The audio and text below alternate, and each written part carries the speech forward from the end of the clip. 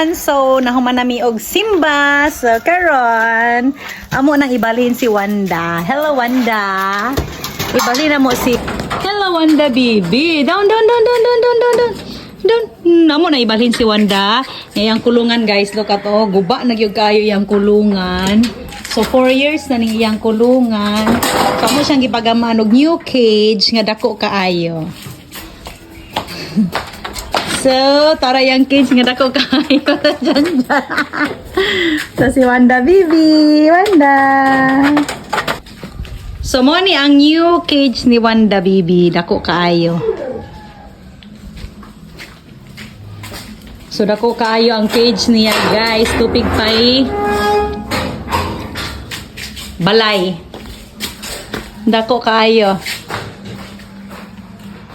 Hello guys, sa mo ni kadakon ang cage ni Wanda.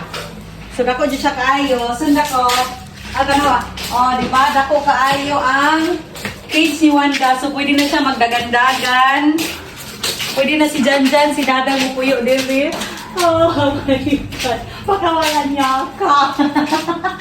Mayon na si Wanda. Pagkawalan niya ka, Wanda. Oh, sa dako kayo guys.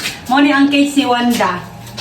So, medyo mahal-mahal po ng pagpagamaan eh. It's 25 kyaw. So, goodbye. Si Janjan. Please. Okay. Sige na. Wanda, how are you? Hali. Musta man? You love your new home? Your new house? Wanda, come here. Wanda. Wanda, sudah ko kayo cage ni Wanda, bibi. Wanda, bibi.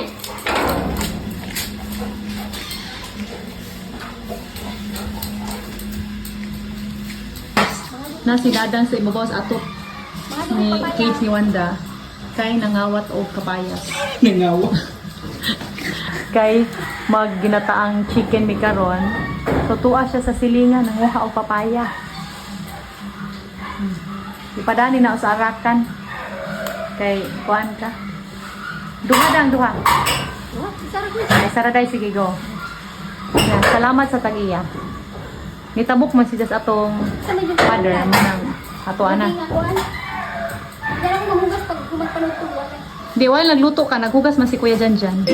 And karon guys, nag-request man si Banabels nga magama daw mig mango float para sa moang dessert after lunch kay nagpaluto man siya og halang-halang para sa among lunch. Enjoy your weekend everyone!